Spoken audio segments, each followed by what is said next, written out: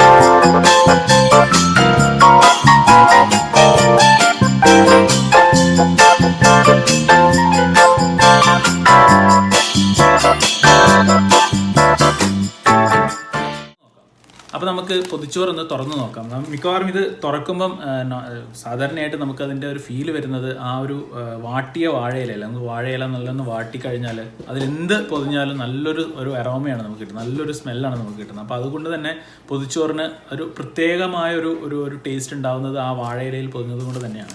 അപ്പോൾ നമുക്ക് ഏതായാലും ഒന്ന് തുറന്ന് നോക്കാം. നമുക്ക് തുറന്നിട്ട് അതിലെന്തൊക്കെയാണ് നമ്മൾ ചേർത്തിരിക്കുന്നതെന്ന് നമുക്കൊന്ന് കാണാം. ഓക്കെ, അപ്പോൾ നമുക്ക് ഏതായാലും ഒന്ന് തുറന്ന് നോക്കാം.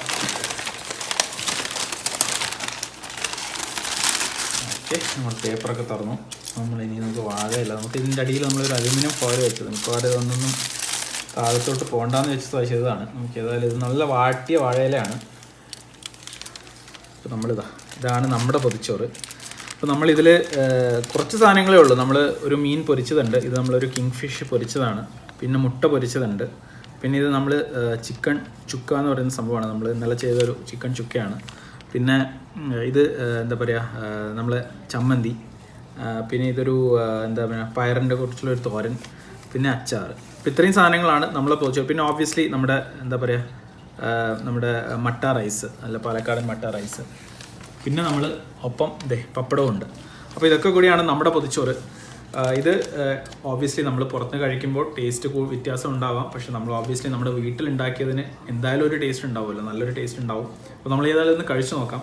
അപ്പോൾ നിങ്ങൾക്ക് പറ്റുമെങ്കിൽ ഇതേപോലെയുള്ള പൊതിച്ചോറുകൾ വീട്ടിലുണ്ടാക്കുക.